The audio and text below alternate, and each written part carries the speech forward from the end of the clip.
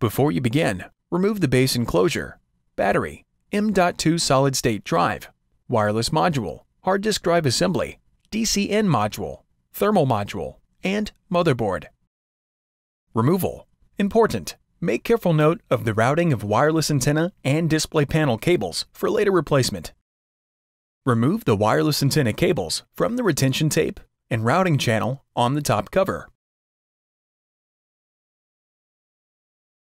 Remove the display panel cable from the routing channel on the top cover. Grasp the top cover near the display panel hinges and open the display panel hinges. While supporting the top cover, remove the four 4mm P1 Phillips head screws that secure the left and right display panel hinges to the top cover. Slide the top cover off the display panel hinges and remove. Note: before installing a new top cover, remove all components from the old top cover and install them onto the new top cover. Reverse this procedure to install the display panel assembly or top cover.